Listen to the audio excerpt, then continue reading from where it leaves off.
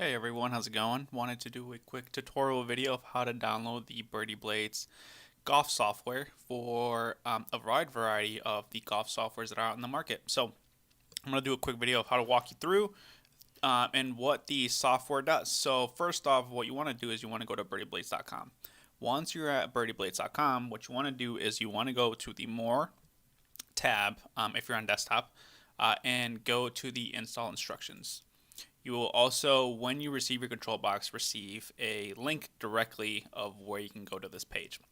Once you're here, again, this website at that point might look slightly different because we'll have those videos uploaded, but essentially what we want to do is we want to download the software.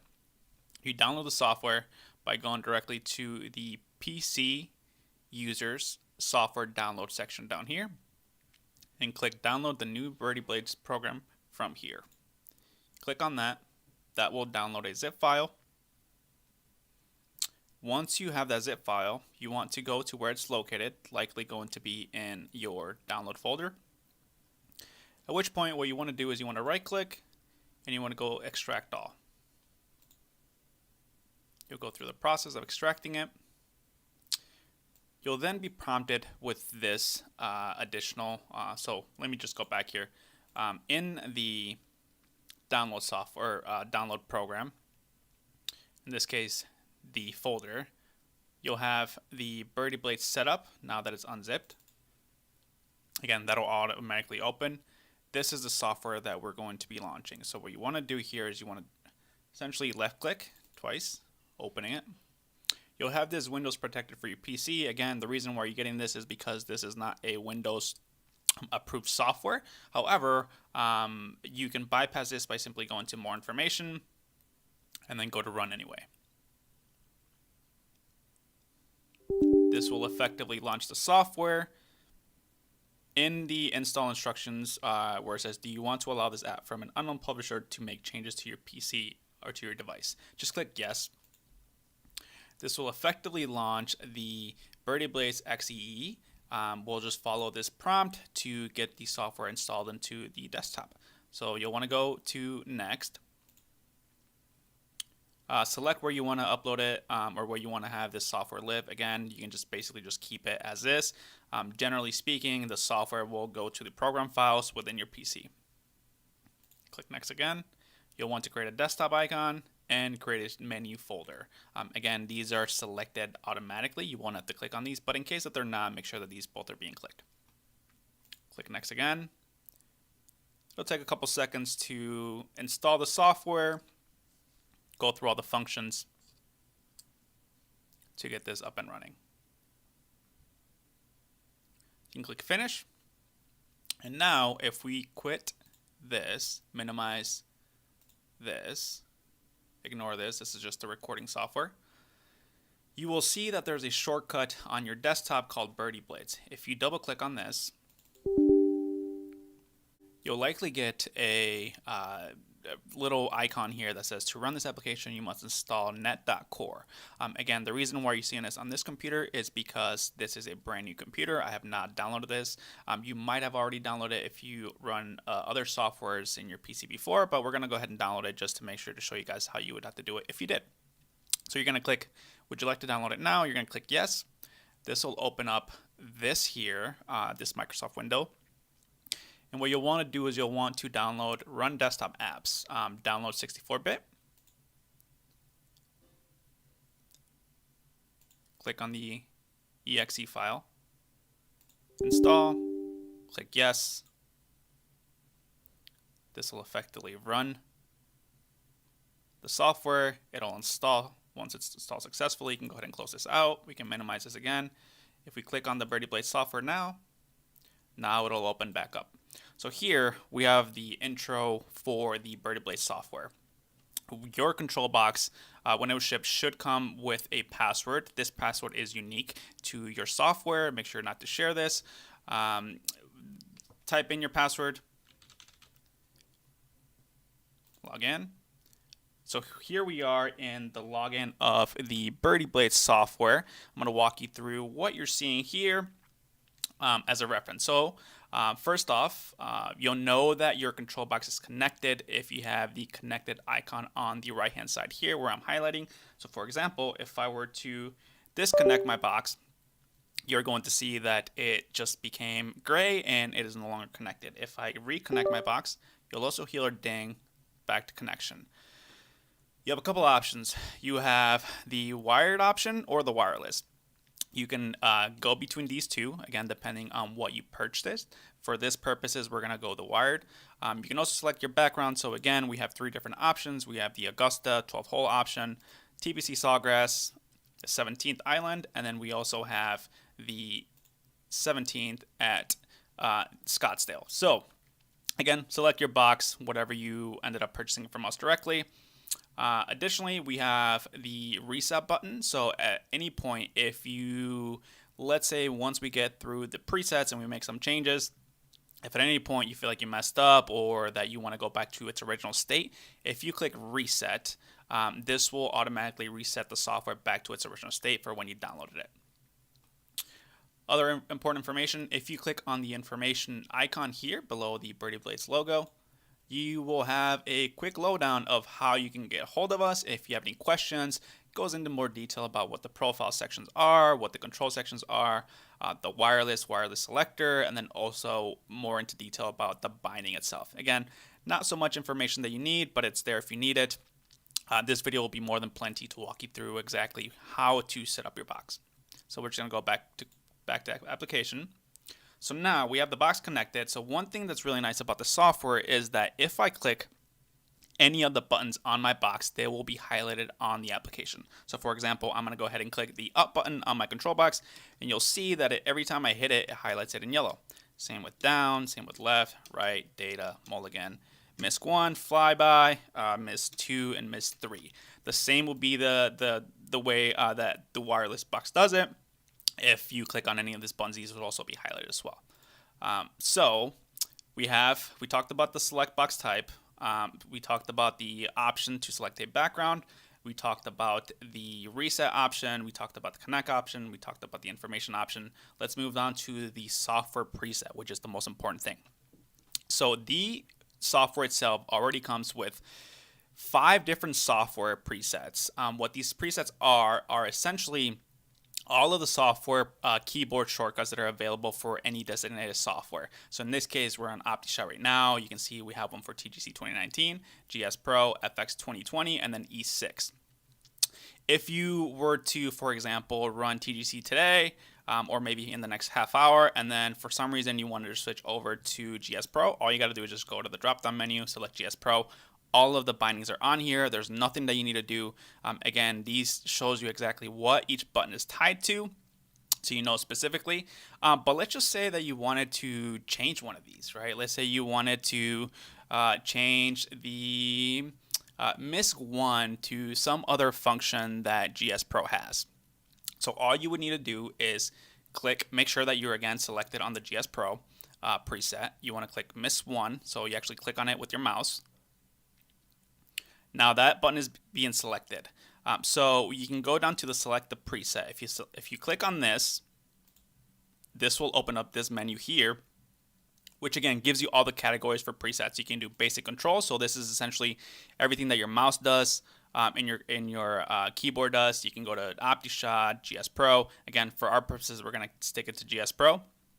As you can see, if you hover over this and go back and forth, you can see all of the different available shortcuts up to date with what GS Pro has available. So I'm going to go ahead and cancel again. Let's just look at, for example, MISC 1. Right now it is heat map. So again, if we want to click MISC 1, click select preset.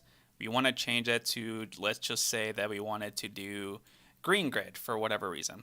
You can just go here, hover it. It's going to highlight it in a little bit darker blue. Click on that, click assign, and now you'll see that MISC 1 is now green grid. Again, we can go back if you wanted to click on this again, select the preset, and we want to change it to clear shot tracer. It's going to do it to that exactly. So that is one option for you to be able to update any of the presets. Again, we have a lot of pre-selected presets for all of the past software. If we go to, for example, TGC 2019, same thing. Let's just go to MISC 1, presets. Now we're in the TGC 2019 tab. You can see all of the different available shortcuts that are in here as presets. So let's talk about how do you update a preset or create a custom one. So in order for you to create a preset or a custom function, there's two ways that you could do it. The first way is, let's just say that for whatever reason, GS Pro, I'm going to go back to GS Pro here, decided to add another keyboard shortcut that hasn't been used in the past. And how do we do that? How do we want to make sure that we include it as part of the overall presets? Well, very simple. What you want to do is you want to go again, select the button that you want to have the shortcut designated to. In this case, we're just going to do it again with MISC 1. We're going to go to create a custom. So this takes you to a different page, which allows you to have two different things. We can either create an order sequence. So again, this is essentially if you tell it, click a button that you want it to have it be K, the keyboard shortcut K, then it does it that. If you want to do create a mouse toggle for software such as E6, you can have that do as well. So for now, what we're gonna do is we're gonna do two things. We're gonna essentially test them both. So in order to create an order sequence, it's pretty straightforward. What you want to do is you want to first click on the record keyboard icon here. So you want to go that. These two are going to be automatically, the keyboard mouse or record mouse and record keyboard are going to be automatically selected when you go to the screen. But in order to record a shortcut, what you want to do is you want to hit record mode. Once you're here, what you want to do is you want to hit the tab button. So tab starts the recording, tab ends the recording. I'd recommend that you have the list ready of shortcuts that you want to utilize. So in this case, let's just say that for whatever reason, we knew that the flag showing on the green was not going to be K. So every time you hit K, the flag would show up. Every time you hit K, the flag would go away, right? So we know that in advance. So if I click tab, you'll see on the top right hand side, it is going to say recording. So I'm going to hit tab. Now it's recording.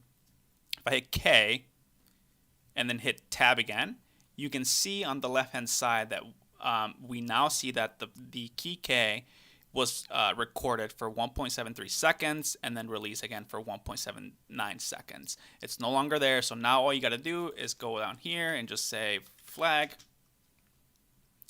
You're going to assign it. And now it is saved. So now we can see that MISC 1 is flag. So every time I hit MISC 1, it is going to do a K. And that K will be referenced to the software, whatever you're running. So for example, I'm going to open Notepad. If I were to hit MISC 1 on my control box, you're going to see that it's going to highlight the K here shortly. And there you go. That is set there. I'm going to go ahead and quit this off. One thing to note is when you record a custom keybind, again, you can select either to record both the mouse function, whichever way you decided to move it, or just the keyboard. So in the previous case, we had recorded both.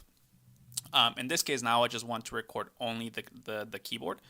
So if we uncheck this,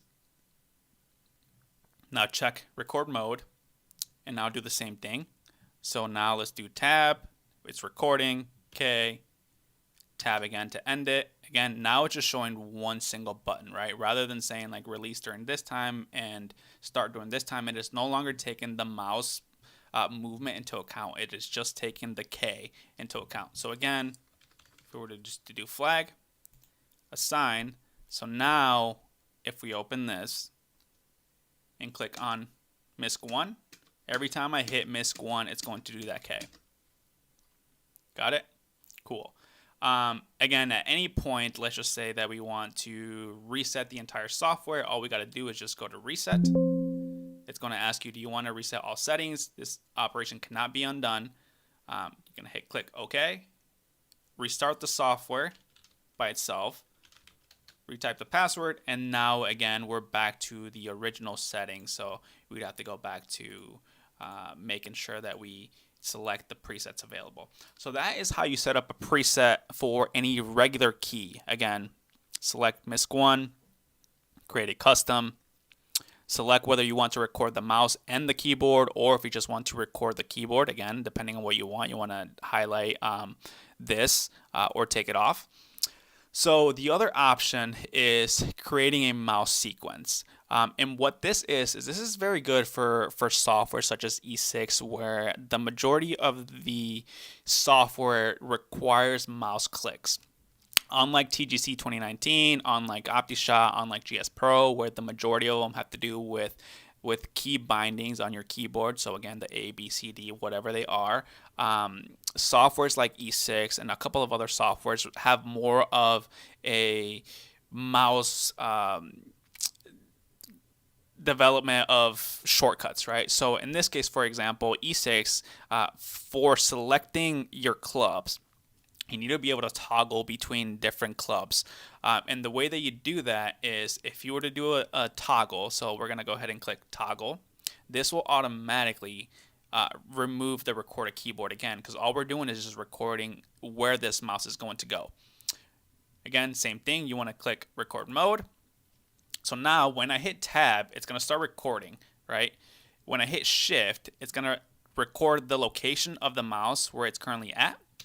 If I hit shift again, so move it over, hit shift again, move it over, hit shift again, and then I'm just going to go ahead and hit tab to close or stop the recording.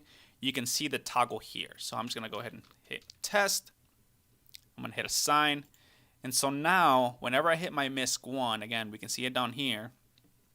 If I click MISC1, it's going to toggle between those three locations. Every time you hit it, it's going to move locations. Boom, boom, boom. That's the exact locations where we told it to. So that's what you would do. That is toggle. So again, I am going to click on this, just go to select presets. And as you can see, the presets that we develop are saved on here. So at any given point, if you develop a preset and you decided to change it to something else, that's still going to remain there. So now we're back to heat map for MISC1. And then the last thing that I wanted to show you guys here is, again, if you, for whatever reason, TGC 2019 or GS Pro decided that the presets for, say, Mulligan is going to change. So now rather than being, let's just say like for TGC 2019, rather than being like escape, down, down, enter, now it's just going to be the letter A. What you can do is you can click on Mulligan. You can click on select presets. If you go to the mulligan in the actual presets themselves, so here's the mulligan, I can click on this. I can either create a new action or edit a new action. We're going to edit the action. So now we know that this is the current setup for mulligan for TGC 2019. But we want to override this, right? So we don't have to make another mulligan button. So what we can do is, again, same thing. You want to go record mode. You want to remove this toggle. You want to remove this mouse, and we only want to record whatever we do in the keyboard. So in this case, if I click tab, A for Apple, and then tab again, now it's showing that mulligan is going to be whenever we press A. So if you click assign, so now, again, if I were to open this and click the mulligan, it's only going to do A, right? So that is because we edited the mulligan button. If we go again, reset, yes, log back in. And now if we go to TGC 2019, go to presets, oops, I gotta click the button first. Select presets, hover over to mulligan, edit, it's back to normal. It's back to what it's designated to be. But anyways, that's just a quick overview of how you can edit any of the presets. So if for whatever reason one of the softwares decides that rewind or mulligan or move the ball down or remove the flag, rather than being A, now it's B, rather than being C, now it's D, that's the easiest way for you to basically just update this. Or you can, again, create just a completely new one. So if, for example, if we wanted to create a new one, if we just want to record again, only the keyboard. We're going to hit tab, we're going to hit A, then we're going to hit tab again. And now we're just going to say mulligan 2. Assign. So now if we click mulligan, select presets, you'll see that there's 2 mulligans here, right?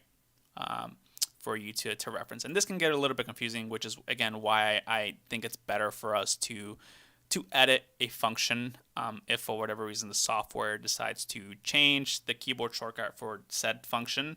It's easier to edit it than to create a new one. But anyways, that is how you do that. The other options here are, again, you can contact us. This is going to essentially give you a direct line to an email where you can send us if you have any questions. You can, of course, visit our website here directly to look at some of our other products that we have available.